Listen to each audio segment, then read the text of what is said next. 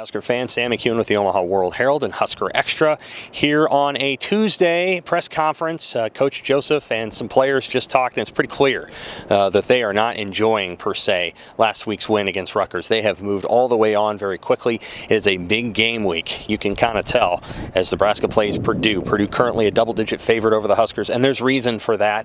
They're a veteran team. They were going to be one of the top teams in the Big Ten West. Frankly, the team I thought would win the Big Ten West, and Nebraska's still in flux. Obviously 3-3 overall, 2-1 in the Big Ten. Still adjusting to Mickey Joseph as the head coach, still adjusting their offensive line, still trying to figure out who's going to be healthy and who's not going to be healthy on that Husker defense. And so there's a lot of moving parts this week as Nebraska goes into a much more hostile atmosphere. I think Mickey Joseph intends this to be a real sellout, not the fake sellout that Rutgers had, and they're going to be playing a much better team. Okay, quick notes here. Injury-wise, Quentin Newsome and Luke Reimer look good today, according to Joseph, but they're still day-to-day, and I think that'll probably go all the way up to kickoff. Nebraska needs to make sure those guys are healthy and ready to roll. If they are not, you're going to see Brandon Moore probably inserted into the game, and you're going to see Edeva Maga-Clements in the game for Luke Reimer.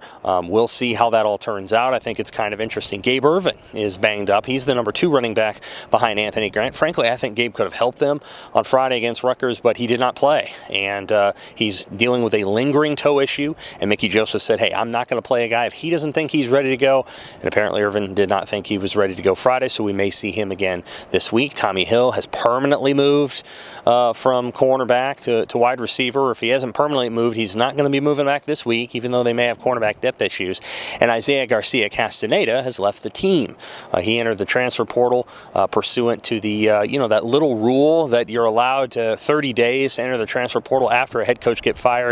Garcia Castaneda chose to do that. Look, he's not going to be joining any team in the next month, but he does get a head start on being in the portal versus some other guys that may go in there in December, so he may have some more opportunities to land with the right school. Overall, I think Nebraska's pretty impressed with Purdue's offense. A couple of them talked about how it's unique and different and kind of an NFL-style offense, and they were very impressed with the way that Coach Jeff Brom is able to create routes for tight ends and H-backs and fullbacks that create stress for a defense. I think we've seen that in the times that Brom's offense has faced off against Nebraska's defense. Brom's always had an answer for some of the stuff that Nebraska's doing. On the other side of the ball, I think Mickey Joseph was impressed with Purdue's veteran unit.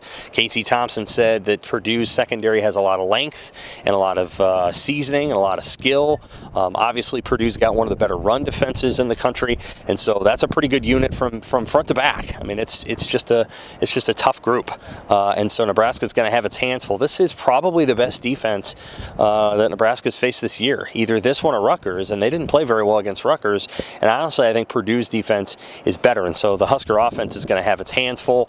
The offensive line still in flux. Mickey Joseph would not commit to the same starting 5 this week as they had last week, probably because Hunter Anthony could be that starting right tackle. He played after the first 7 or 8 or 10 snaps that Bryce Benhart had, so that could be a pretty quick fix. Ethan Piper, I think, talking for the first time this season, said a little bit today just about how they feel like they've got to rely on their fundamentals and not get flustered.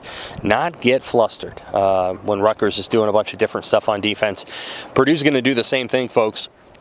Purdue will have 3 or 4 different types of fronts. They do a lot of different schematic things that make it challenging. They're going to stem. They're going to do some stuff after the snap. They're going to shoot some gaps. Purdue creates a lot of havoc. And what you probably got to do against Purdue is you've got to hit big plays when they come after you with heat. And even Jeff Brom yesterday at Purdue's press conference talked about we can't just always do that where we isolate our corners. Well, they've done that at times this year. Purdue has taken a lot of chances, and they gamble against stopping the run. And as a result, sometimes their pass defense pays for it. That's probably what the Huskers are going to have to do in West Lafayette. Okay, well, we'll have full coverage all week of Nebraska's big game against Purdue. 2 first-place teams in the Big Ten West. The winner gets to stay tied for first in the Big Ten West. The loser, well, they take quite a bit of a step back in the divisional race. We'll have all of it for you this week. For the Omaha World-Herald and Husker Extra, I'm Sam McKewon. Thanks, Husker fans.